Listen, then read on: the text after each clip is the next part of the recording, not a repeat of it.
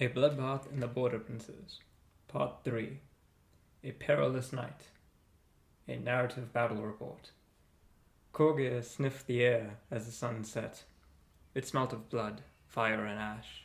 In other words, it smelt of success. The beastmen had attacked the isolated farmstead with little in the way of opposition. The farmers, although canny to the tricks of bandits, were not prepared for a beastman assault from the woods. Within moments, the entirety of the farmstead had been slain, all except for a single man who was let go to spread the word of Korgir's coming. It had been several months since his first awakening, since he had seen firsthand the power of the blood-gored Khorne. The once immortal Ungors who had drawn Khorne's favor had finally lost it, and Korgir had been shepherding them along, trying to seek it again. He would be sure to gather the skulls into an appropriate mound before leaving this place. Yet, he still felt unsure.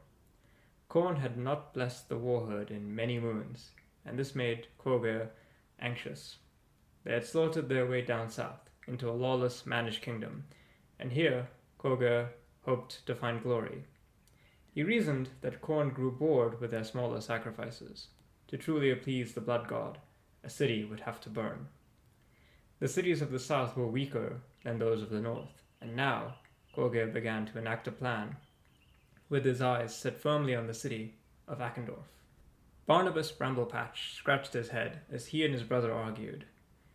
It was another iteration of the same argument that they had had since Mary bailed out Barnabas from the moot's many jails. Where had the thieves gone? They both wondered, and now debated, around a fire in their camp. Barnabas, of course, insisted that the thieves must have fled to the east.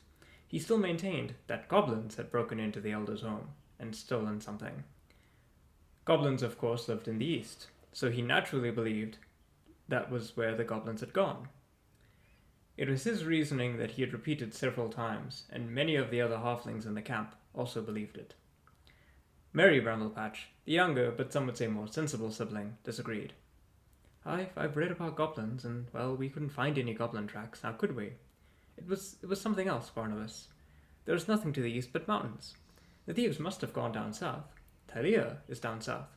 If the thieves stole something of value, Talia would be the best place to sell it.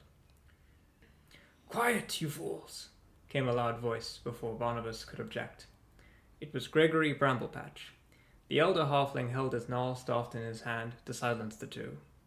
He wore old green robes that marked him out as a member of the Jade Order. That almost seemed like a lifetime ago, but now he seemed worried. Mary thought he had returned unusually quick from his foraging trip. The halfling company had made camp in a clearing in the woods. They had accepted a contract to chase off some beastmen from the woods.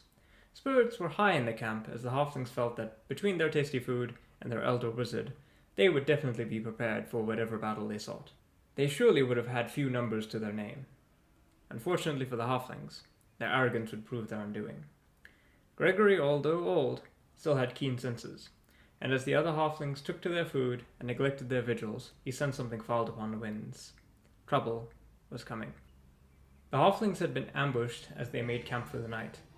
As a result, they are all clustered in the center of this clearing, surrounded by impassable clusters of trees.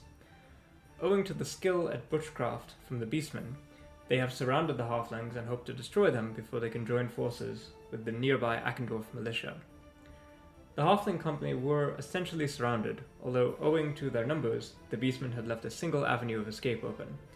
This would prove to be important later. The battle opened with Korgir casting a spell to summon forth a tide of crows, while some of his braves charged into the nearest archer units, doing minor damage. The halflings, despite being caught unawares, quickly closed ranks and began to fight back, countercharging with their pike and halberd militia, and using their better archers to do some damage. Gregory Bramblepatch, the company's Jade Wizard, knew the regrowth spell, and used it to excellent success to restore their lost casualties. This was about to turn the tide of the battle, when Korgir, giving in to his bloodlust, charged himself and his bodyguard into the fray. This wild and reckless charge proved too much for the halflings, who broke in terror and abandoned the camp to flee into the woods. Barnabas was last seen rushing himself, his brother, and their wounded grandfather away from the camp, as the beastmen cut down the few halflings not quick enough to escape. The aftermath of the battle had been shocking. Despite the success of the ambush, most of the halfling company had managed to escape through the open side. There were some casualties, although Gregory's healing magic definitely helped. The halflings were bloodied, but they were still in the fight, although they were forced to give up most of their cooking equipment and the food that they had prepared. The beastmen, on the other hand, were able to loot the halfling camp, and fed well both upon their own fallen and the halflings that they had caught. Korgir's favoured gnolls, the original genesis of his warherd, however, had been slain. Some of the Ungors claimed one of the wizards killed them with magic, although this is definitely unconfirmed. Time would of course tell if Korndor returned them to the warherd. In the interim, Korgir grew happy that his plan was beginning to work.